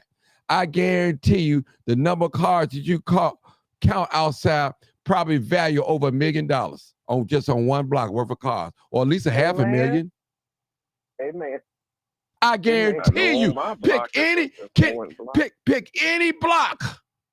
Amen. Any block. Amen. And count the cars. The value of them cars is parked outside. Be parked out there. I almost assure you, you probably got $500,000 to $1 million worth of cars out there on that block. In value. I'm agreeing with. I'm telling you. So black people got money. They got money. Sometimes we buy what we want and beg for what we need. I'm just keeping it real. Look, brother, apologize to you. No, you ain't got to apologize to me. You ain't got to apologize. I'm gonna do it. No. They got other. Yeah. No, they got other people on here. If I done spun a negative web, that's not my purpose. But I get on there and I will talk about some of the things that people do.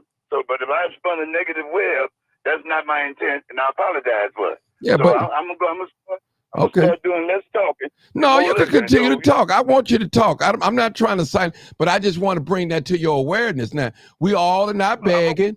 We all are not drive-by shooting. We all not unemployed. I got some wonderful black people that's in my life that's doing great things that I know of. Great things. Own businesses. Matter of fact, I got a couple of friends that are millionaires. And one of them on here right now, but matter of fact, I'm going to say it's a couple of them on here that I know on here right now. So, I mean, I know it's professionals, brother. I'm a millionaire in heart, not in finance, but in heart. So let me just say this. Let me say this, old timer. No disrespect to you. I love you as a brother, but iron sharpens iron. We have to let one another know, brother. Certain things, the Bible said the power of life and death is in the tongue. We speak things. We got to be careful when we speak on things, brother. And let me tell you, this is the truth. I'm going to sign off. Whenever I talk to a brother, I have never put a brother down, but I have spoken against some of the things that we do. But whenever I see a brother, I feel I got enough street knowledge in me to be able to identify with them and talk with them, and we have good conversations. I just want you to know that. But when I join into your conversations, they've had times that I have said things that your listening audience don't agree with.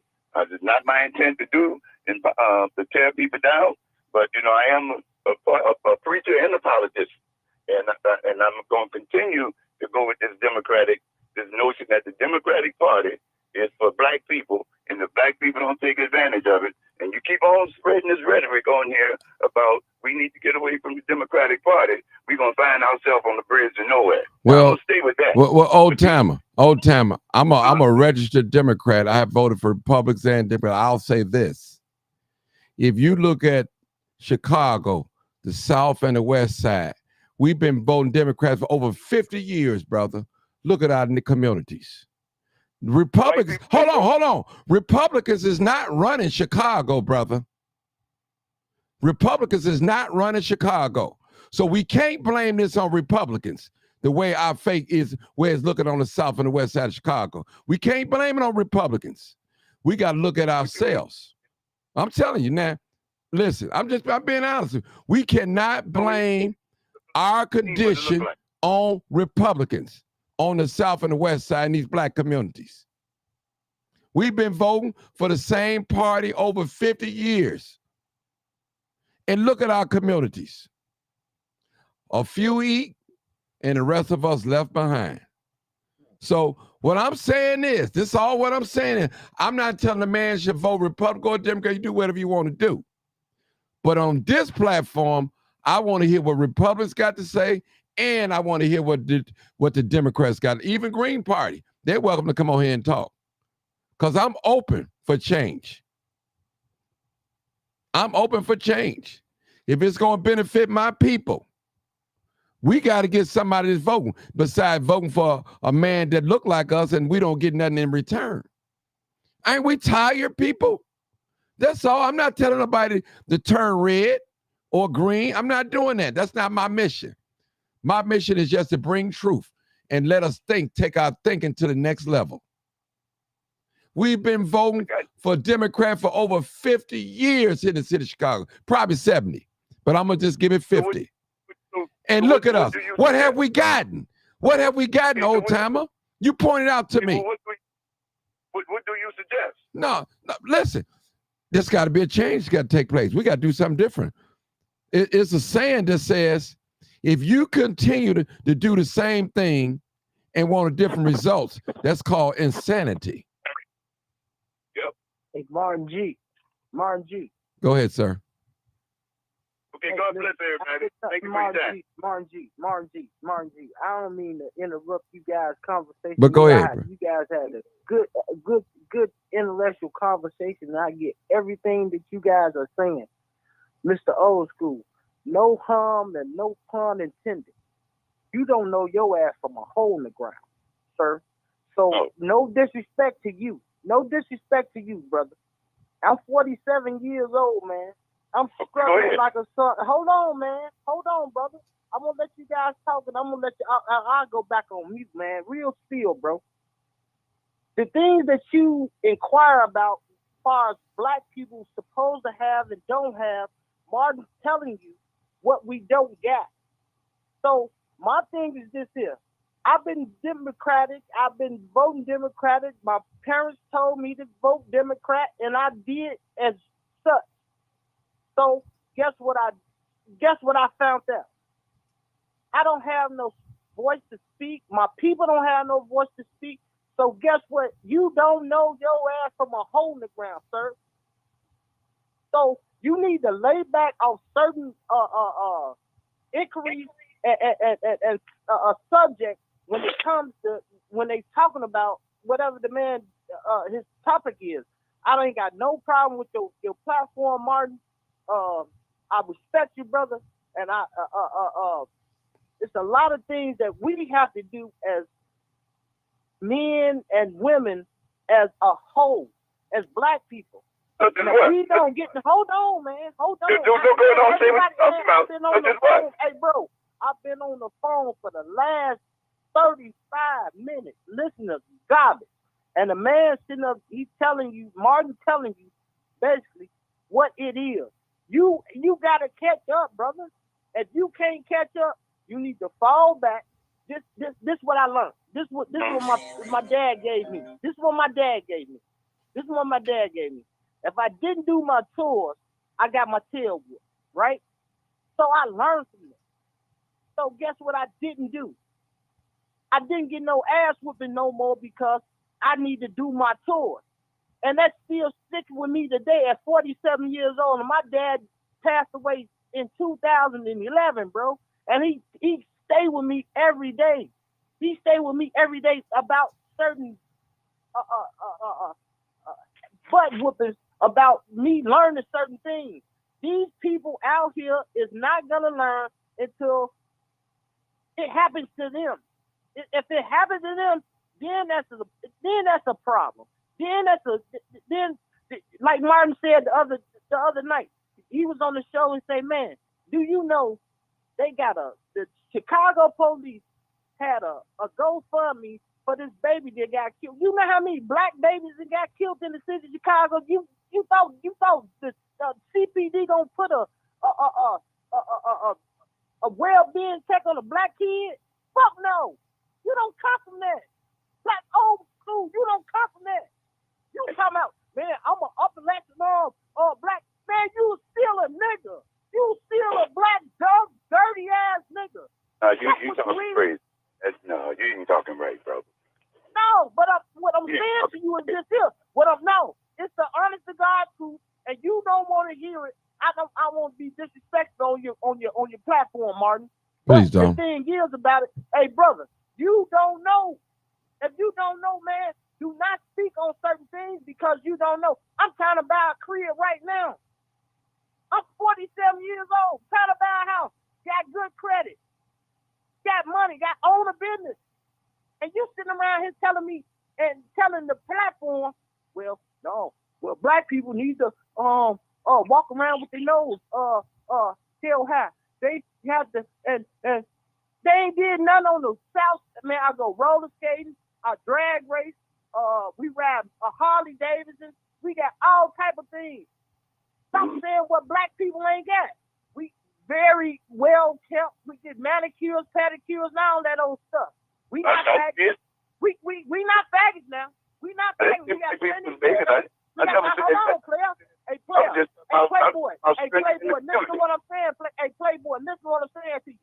We got plenty of bad women that you might want to date. You dig what I'm saying? We got Cadillacs. We got Bentleys. We got all type of Ferraris. All type of things.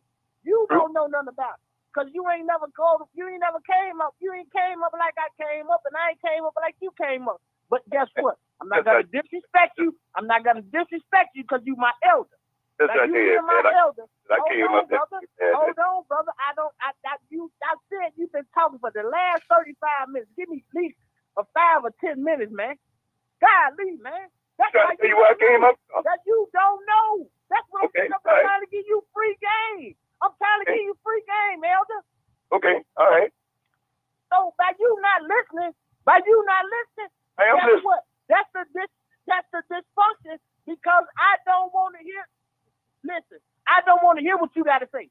I'm living my life the way I want to live it, and I vote. I'm registered voter. I got license insurance. Got big Cadillac. I got Harley Davidson. Slam down to the ground, big wheels on it. Music. What else? Own barber shop. What do you want? Bro, you got more than what I got. And listen what I'm saying to you, brother. I'm telling you got more than what I got. What I'm saying to you. And I still can't get certain things in my name because society say, you know what? You can't live down in a certain spot. I don't want to live down there. I want to live where I'm comfortable with. Yeah, there you go. So guess what? You just took the cat out the bag. Where's comfortable at? It's in my realm. I don't supposed to live like you supposed to live. So you want to live in the black community? Do you want to live in the black community? Listen, brother. Listen. I came up in the 2-parent home. My daddy didn't beat on my mother. My daddy didn't get drunk. My mama didn't run on drugs. No, none of that. You understand what I'm saying? So what I'm saying to you, everybody don't live the way you think a black person supposed to live. You got an scapegoat. So guess what? I'm not mad at you because you got yours. I'm not mad at you because you got a lot. No. You study arguing about nothing. I really don't argue with people or I have a dysfunction with people because I'm kind of light with it. So I'm trying to explain to you what Martin was trying to give you, man. He giving you free game. All you got to do is listen. And what people got to do, when people inform, like Dr. She come on all the time to try to inform the sisters or inform the brothers about what's going on. She did her research. She got receipts for that stuff.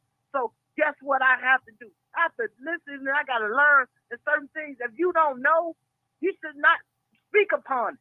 That's the only thing I'm saying. Martin, I'm going back on mute, man. I love your show, brother. Keep on doing what you do. I'm always support you, man. Love, bro. Thank you. So, let me just say something, people. The way the young man spoke, that's how he expressed himself. I'm quite sure he really didn't mean no disrespect. Some people express themselves. This is not a typical talk show where you talk 2 minutes and I cut you off. I try to give people more than enough time to explain themselves and all that. So Old Time is a regular on here. He talks a lot. He say some good points and some things that we don't agree. I mean, there's some things that I say that you probably don't agree with. I understand. But I just want to, only thing I just want to put out there in the atmosphere that the people that I'm hanging around being with, I don't hang around losers. I'm going to say that. Everybody that I'm hanging around is doing something. They own property, they're educated, they got their own businesses, they doing things.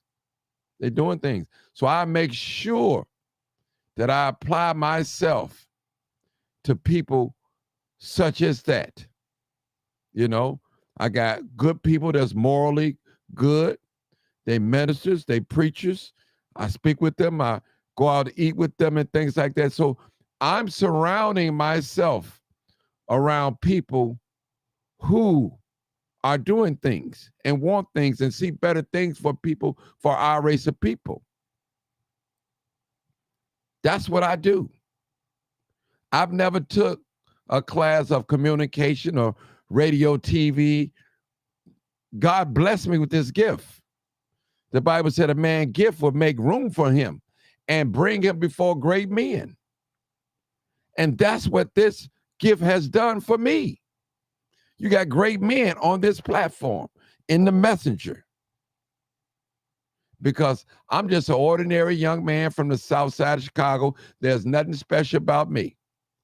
Only thing special about me, that I allow God to use me. I made myself available. That's it. I bleed. I have to go to the washroom. I have to eat. I have to drive. I have to go to the grocery store. I do everything a normal person do.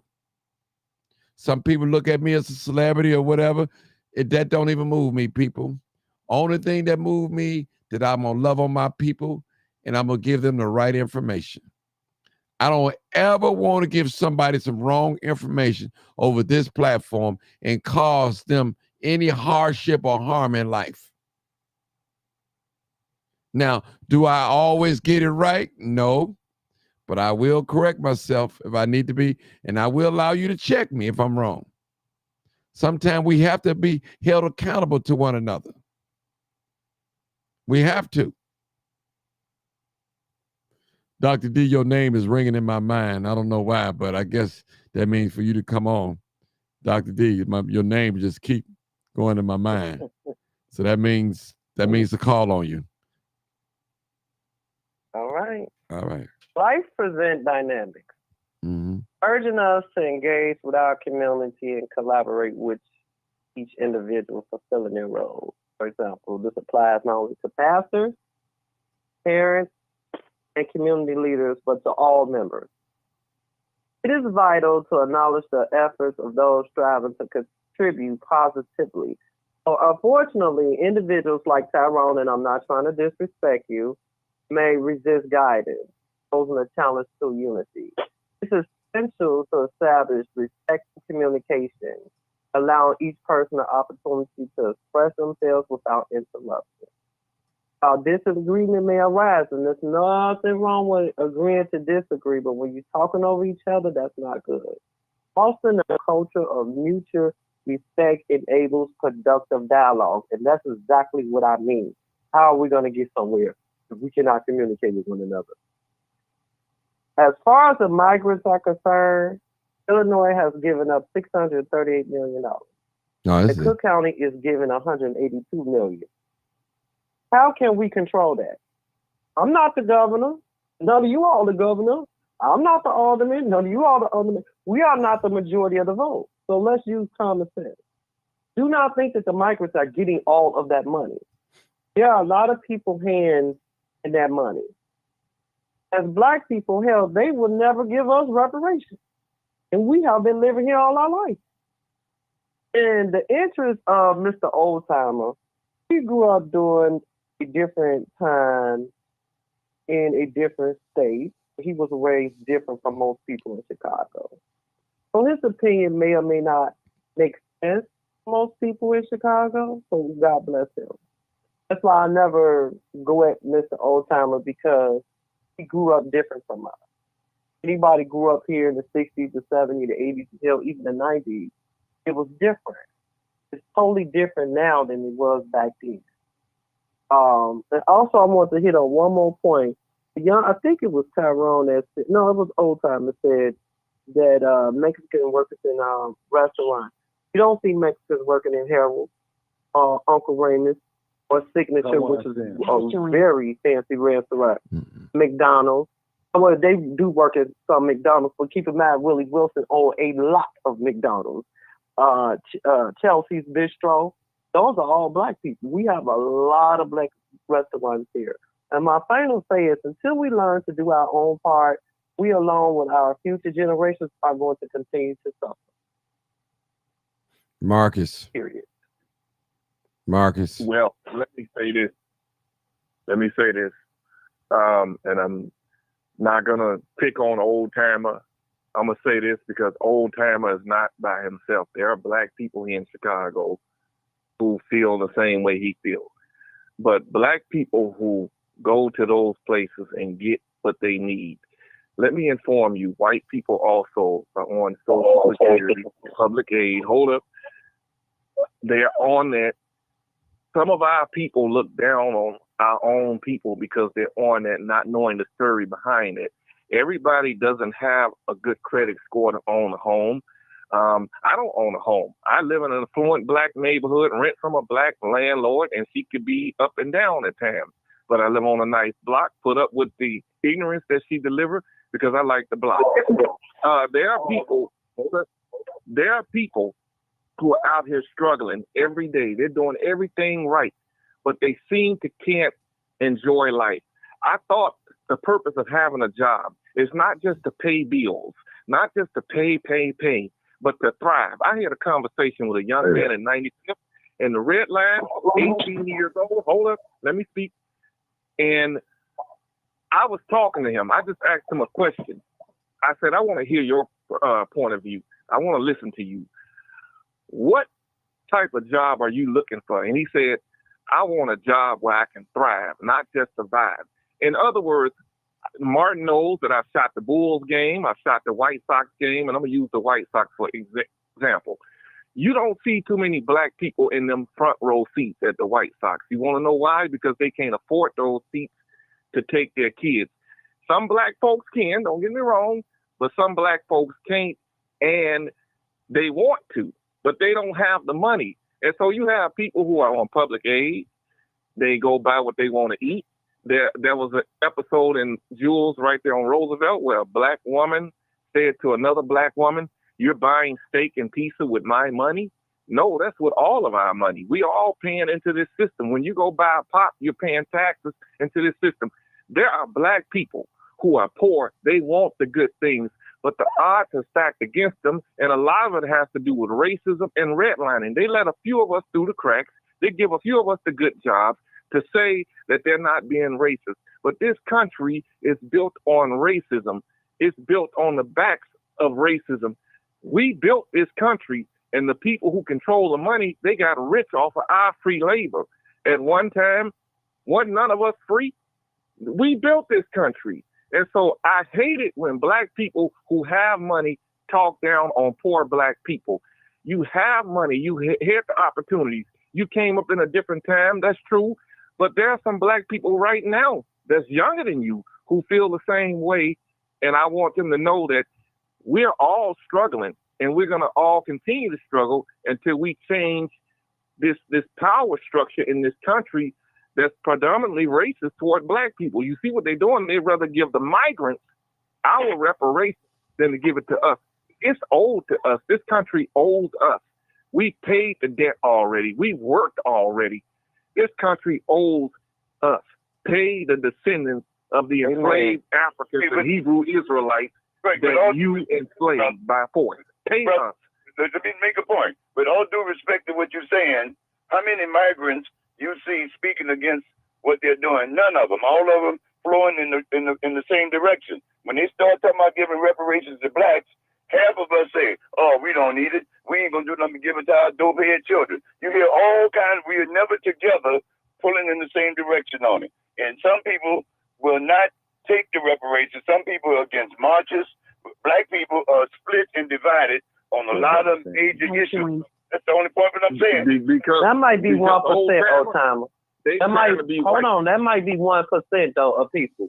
Right? They trying to be white. That might be 1% because my grandmother was a slave, and so was my great grandmother and my great great great grandmother. And I want my reparation if I can.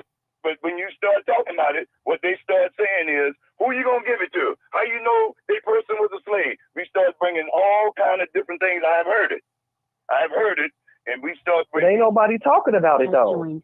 They talking about migrants right now. No one is talking about it. I'm just talking So about I want my money. reparations. I'm just talking about when they were talking Maybe about it. in New Orleans they talking about it, but we Yeah. ain't talking about it in Chicago. We want our money. I've been here for the last 40-something years. I've been Okay. here since 75. But let me just say this, guys. I want to say this. All right.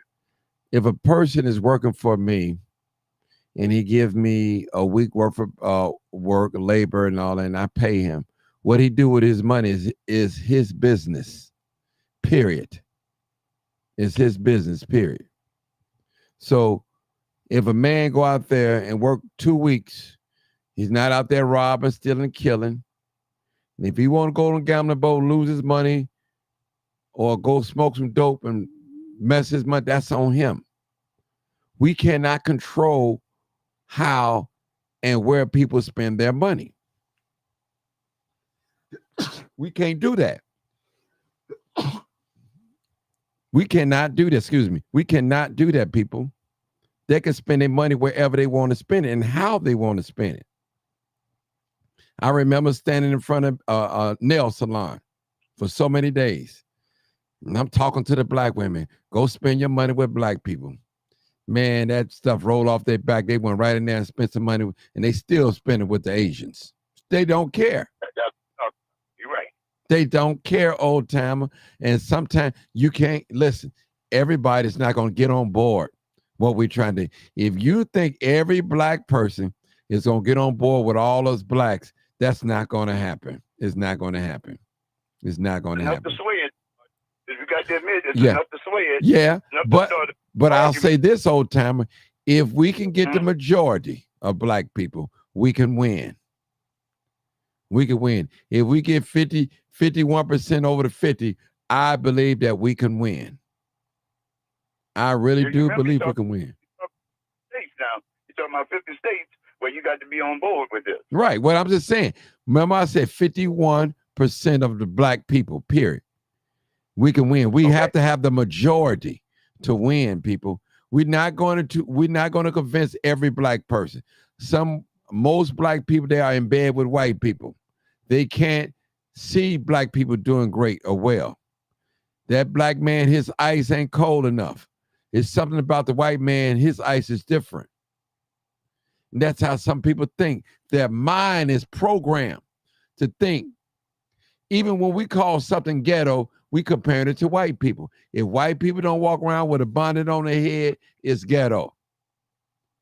If white people don't talk with ebonics, it's ghetto. You know, if white people don't ride around with big old rims on their car, 28-inch rims and loud music, it's ghetto. That's what we're comparing it to. You know, just like me, they say I'm ghetto, whatever. I don't have a suit and tie on here. I'm talking, hi, my name is Martin Johnson. I want you to, no, I'm just being myself. I'm being myself. This is the way I talk. This is my dialogue, and I use it to the fullest. Now, I could turn up another notch if I need to, but I just keep it on this level. As long as I keep it professional, hey, my grandma sometimes may be off all the time, but you get my point. My point is clear. I might say us instead of saying he. Us better get it right.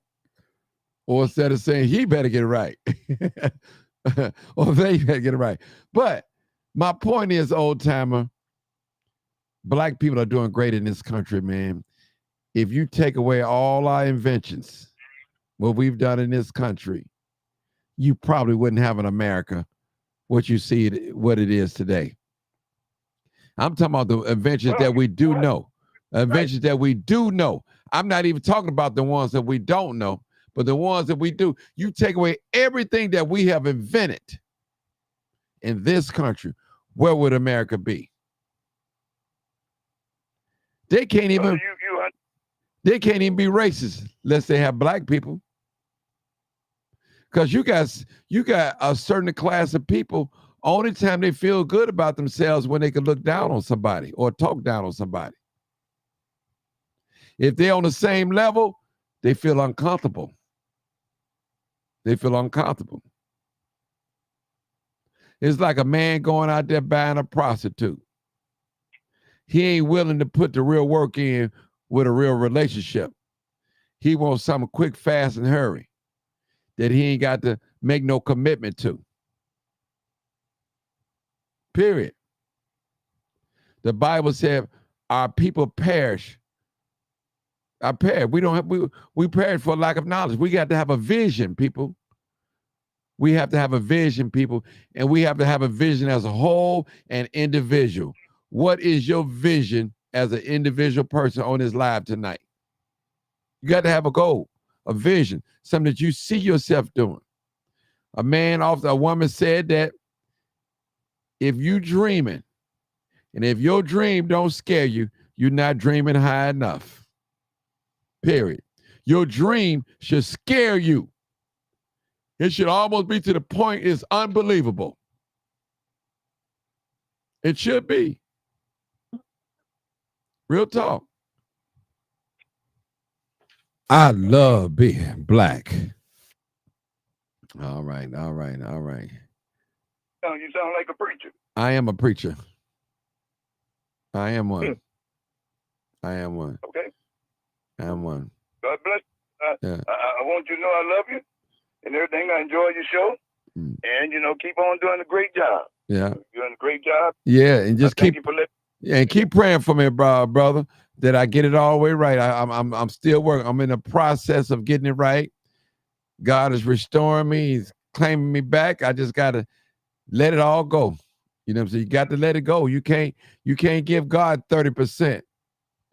You got to give him 100%. He said you got to love the Lord God with all your might, with all your strength, with all your heart. That's the first commandment. And we got to do that. God ain't accepting nothing but our best. He ain't the second best, the third best, he's not accepted. It's not acceptable in his sight. He said obedience is better than sacrifice. You know the word, preacher. So that's what God, he want our best, people. He want our best. It's a worldly song. The secular songs say, you don't have to be a star to be in my show. Right. And that's what God, you don't have to be a star to be in his show. You just have to give your best. That's it. God uses ordinary people. You don't have to have a credential. You don't have to have nothing but a willing and ready heart. That's and it. You take that and you to the heights unknown. That's you take you to places where you take you off the fast track to off the slow track to nowhere and put you on the fast track to somewhere. That's it. That's what you do. That's it. I know it for myself. Oh, I know you know. I came up here and I got away from my parents and I forgot how to pray the Lord's Prayer. And I got down on my knees and I needed some money one time and I said, I'm going to pray to get this money. And when I got down, I didn't even know how to pray. That's how far I had got away from the Lord. Wow. But the Lord worked on me and got me back to where I'm supposed to be. And I thank God I've been saved right now since 1981. So that's why you got to look at what I'm looking from different point too. Yeah. And I got saved in 1981 and I ain't been back in them streets since then. But before that, I was going down to Dingbats. I was going down to the High Chaparral. I was going down to the Golden Fork on West Kensington Street, which was one of the most dangerous places in Chicago at that time. A lot of people don't know about the Golden Fork. But I was going down to the Golden Fork where they had pimps and prostitutes outside waiting for you when you come outside the place. I wish some of these people get on here and speak to us sometime because I've been out there in the street. And I'm telling young people, you need to make a decision because these streets don't lead you to nowhere. That's the point that I'm coming from. You need to be out there because I've been to all these places. I met Mr. T and a whole lot of other people down at Dingbats on Western Ontario when I was running the street down there. I had a car with gangster white wheels on it. And people thought I was somebody. I had a big old afro. And people thought I was somebody. They say, look at him. His car is clean and immaculate. took pictures of it and all that kind of stuff. So I know what I'm talking about for my life. So all I know is if you want to make it, and it's like you can, but it ain't going to be easy. Because right now, when you start talking about money, see, they just now start giving you $15 an hour. But man, I'm telling you, I was making $38 an hour. I ain't ashamed to tell it. I was making good money. And the only thing I can tell you, you're going to need that and more so. So if you think that you're going to get $15 an hour or $25 an hour and work 40 hours a week and that's going to be enough to get that $350,000 home, think again. That's just going to get you started. You're going to need more and more money because you're going to have a $1,700 to $1,800 house note and you're going to say, man, I'm living paycheck to paycheck. You got to get you another job, brother. You got to face the facts. That's the way it is. That's the way it is. And these upper echelon people that's college educated, that's got good jobs, they don't have to tell you that. But that's what the fact is, that they made it, but they made it through the college education ring, and a lot of us don't have that. And if you don't have it, you're going to have something in order to replace it and selling drugs and all that kind of stuff. Man, you need to leave all that alone. Running in a game, you need to leave that alone when you left high school. You're 23 years old and still talking about you in the game. Something wrong with you. Something seriously wrong with you if you're 23 years old and you're running around with Tyrone. You need to start focusing on yourself and make sure that you're doing what you're doing that's going to help you and your family. That's what you need to do. And if you got children, you need to be taking care of your children, brother. Don't leave no girl out there raising up your children. You take care of your children. That's your job. I got 5 of them, and I took care of all 5 of them. Mm-hmm. All right. As the church folks, let the church say amen. Amen. Amen. Amen. Great testimony. Great testimony. We need to hear more of that too, because a lot of times when we get it out the mud, I say, there's a saying that old timer, you can witness what I'm about to say. It says sin will take you farther than you want to go. It will keep you longer than you want to stay. And it will make you pay more than you want to pay. Ain't that right? Ain't that right? I want to let that brother know that he talking about he don't disrespect Martin show. You getting on here cursing and saying things you are disrespecting this show. Because you don't hear him cursing. So if you don't hear him cursing, you ain't got no business cursing. Now you put that in your pipe and because you disrespecting this man's show because you want to talk uneducated. This is an educated show. So you get on here and talk like you got some sense. Everybody, you don't have to curse on here for everybody understand English. But what's down in you is going to come out. So you need to get that from down up in you and put the right stuff down in you. You on here talking about, I ain't disrespecting you. And calling people names. Curses. Yeah. Right, and calling names. Calling people names. And we calling people names. Yeah. We run around using the N-word, talking about all in, and all that. And we want people to respect it. It ain't going to happen, brother. Right. It ain't going to happen. So people know what we doing. You got to come, like the people say, you got to come clean or stay away dirty. It ain't going to happen. Mm-hmm. We still, in 2024, and we still using the N-word. Crazy. I just want to say this very quick. I think it's the mindset. Habits are not easy to break. It's a slow process. He probably didn't mean any harm. I'm quite sure he didn't mean any harm. That's what I said. Yeah, that's just his way of expressing himself. People do it. The most religious people do it. There are some preachers who have done it. They will never tell you, but they have cursed. And some people it's just the way, the environment that we probably came up in, and it becomes a habit. Just like kids watch what we do, and they say the words. The teenagers say the words. They don't know no other word to pick, and I'm not making no excuse for it, but when you're talking out of anger, you're going to say something that's not intelligent all the time. You're going to say that. Another thing I want to say is there's no wrong way or right way to pray. The best way to pray is to pray what's on your heart. Is to tell God what's on your heart. I know that's why I came from. God to fix you. I'm telling you, man. I'm also a minister. I'm just trying to tell God to fix you. Just straight out tell God to fix you. You know you need fixing. I need fixing, and I don't go long or prolong my prayers. I just straight tell God, look, you know all what I need before I came to you, and I need you to fix the situation. I need you to open up doors that I can't get in, and I need you to keep me in them doors. I need you to put me around the right people. Tell God, if you hate somebody because they drove you to hate them, they did something to you, what people do is they ask God to bless that person. God blesses that person. They still not satisfied. Tell God how you really feel. You're not going to go to hell for telling God how you feel about this person that hurt you. You're asking God to help you, and you're repenting at the same time.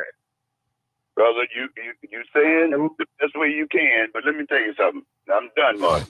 Mm-hmm. I got saved, and my sister told me, because I did all those things I told you that I was doing. Then the devil told me, say, now you need to start drinking before you go to work, and then get some gum to try to hide it when I get to work so people won't know it. I tried that a little bit, and that didn't work. So now I got saved, and my sister told me, she said, you know what? In 6 months, you're going to be right back out in these streets. It's been 41 years. I ain't been back out in them streets. My sister got saved and went to heaven. My mother got saved and went to heaven. My father got saved and went to heaven. And my brother is a pastor. So I'm trying to tell you, and my brother said he got saved because I got saved.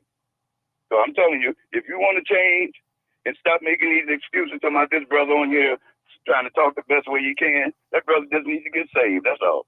He gets saved, he won't be talking like that. And not only that, he shouldn't come on Martin's show because he know he did wrong. And he said, I don't mean to be disrespectful. That lets you know he was getting ready to be disrespectful and go to calling you names. Now, okay, sometimes we all curse. But when he go to calling you fat, black, dirty, this and fat, this and that, no, that's disrespectful. So, no, he has to do better than that. God bless him. We're not mad at him. God bless him. We sure he's going to try to do better next time. And so will Tyrone. He'll try to do maybe. I don't know what Tyrone going to do, but that's very disrespectful. Martin's not on him calling anyone names, and that's very. It's not Tyrone, it's Taiwan. Some of us, even me. It's Taiwan, not Tyrone. Taiwan. I'm sorry. Yeah. Taiwan. So, we don't want to bash him, but God bless him and pray for that man and let him be. And maybe this is a learning lesson for him to not do it again, calling people out their name. Right. Period. And I just want to say for the future reference, for those that call in and listening, you're not going to out-talk me. I'm just not going to let it happen. Over-talk me. Now, everybody know that been following my show. I'm very patient. Sometimes I give you too much time to talk. Too much time. But because I want to hear people.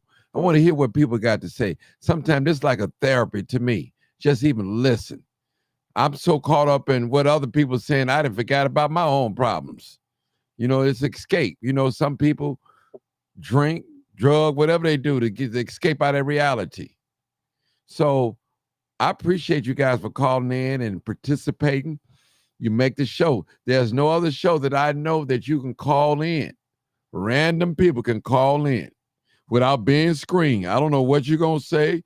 I don't know who you are or nothing. And I'll let you talk freely. Some of you guys that come on here to talk, we talk on a regular basis. We've never seen each other. If maybe one time or not at all. But we know each other's voices and we learning each other how to talk and communicate with each other. I would say that. But I got to go, Dr. D and Marcus and Old Timer and everybody else that called in. Good night, everyone. Good night, everyone. Thank y'all. I had these dark glasses because all these lights, I got 1, 2, 3, 4 lights, and it was hurting my eyes. And sometimes, it hurt my eyes. So glasses do help me. So I'm not high. I'm not drunk. So I'm let y'all know that I'm sleepy. So I don't, I just don't drink and never was a drinker. So thank y'all for tuning in. This live, uncut, unedited. Y'all see this one eye getting small. I think it's this one to get small. It always gets small on me. But thank y'all so much for tuning in. Good night. Peace out. You already know what it is. What is it? Live, uncut, unedited. Tell the truth. And what? And shame the devil.